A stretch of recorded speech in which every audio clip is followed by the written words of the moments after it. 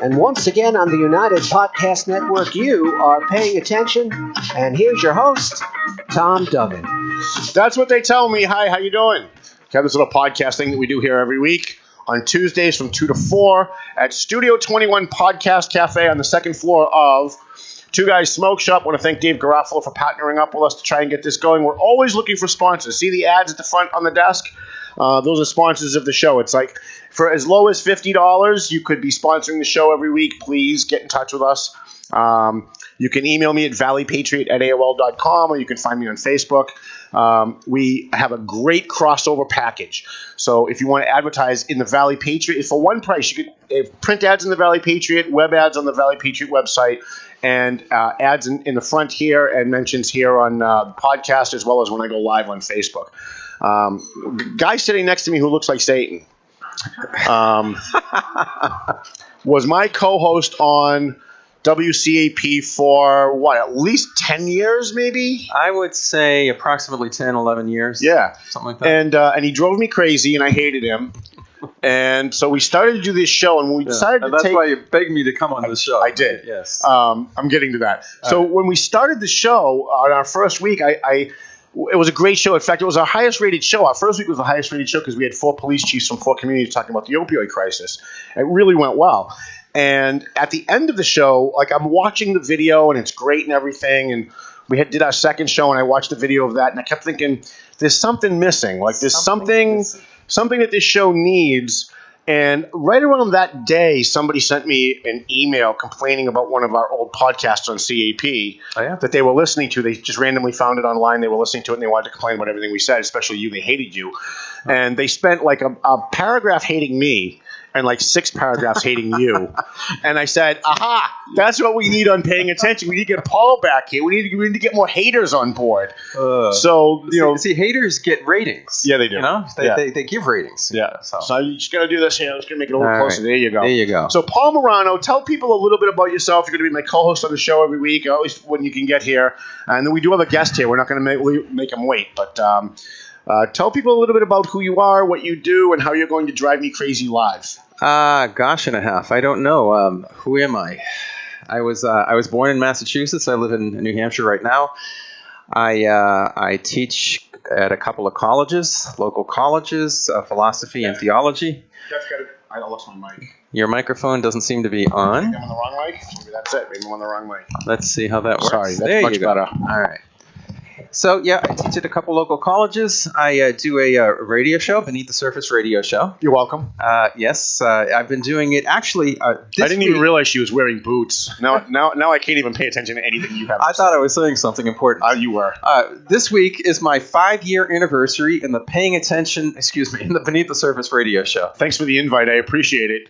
And, of course, You'll notice that I invite Paul on my show, but I don't get invited on his show. I invited you a couple times. You reneged, and so I couldn't get you on. Only because you won't let me call in, right? I'd love to be a guest as a call-in, but I don't want to go into the studio and have to see Colonel Sam Polton because I'm still really, really angry at the guy. I don't want to. We know what he does. He'll come in while I'm on the air, and he'll linger on the other side of the glass, and he'll make everybody uncomfortable. And then when we go to a break, he comes in and he starts a fight. And then we go back on the air and everybody's all pissed off, which makes for a great show, but it's not good for my staff. Not for nothing, but for the past 4 years, I have not seen him. Right, because I'm not there. At all. If I was there, he'd be lingering behind the glass on every show. Okay.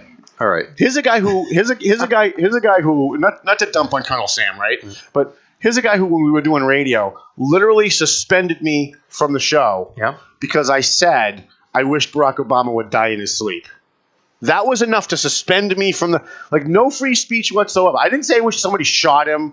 It wasn't like a call to violence or anything. But because he's a left-wing puking, left-wing liberal and loves Barack Obama and is constantly sucking up to Elizabeth Warren and the Democrats, he didn't want the Democrats to hear me say that on his show and call him and get all upset, so he suspended me. And that was really like the beginning of the end of me at CAP, because I put up with a lot of shit there, but I'm not going to put up with people censoring my show. I'm just not doing that. You got along with Colonel Sam for the longest time. We did. So, and I think there's still when he kept his word. When he kept his word, we got along. We had one agreement at CAP, and I'm sure you remember it. Yes. No matter what happens, when I turn the microphone on, it's my show. And no one tells me what to say and what not to say, even if I'm picking on you.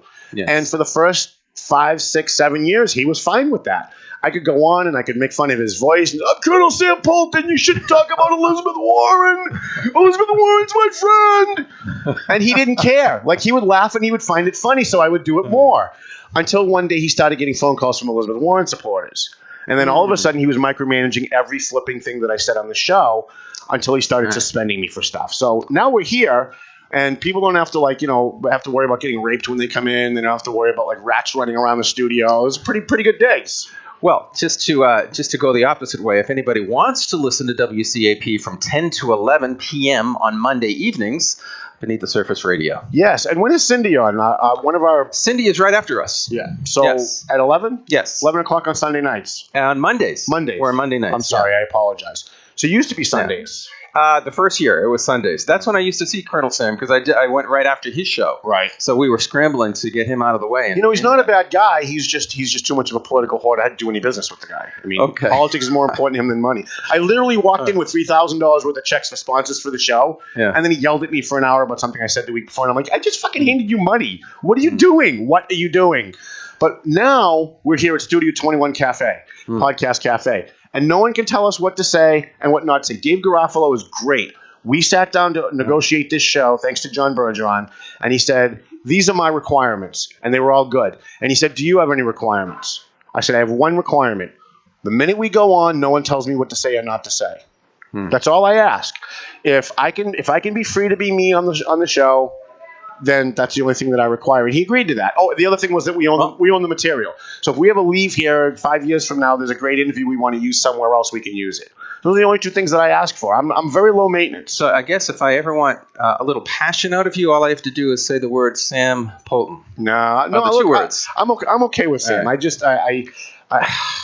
Well, anyway, I don't get it.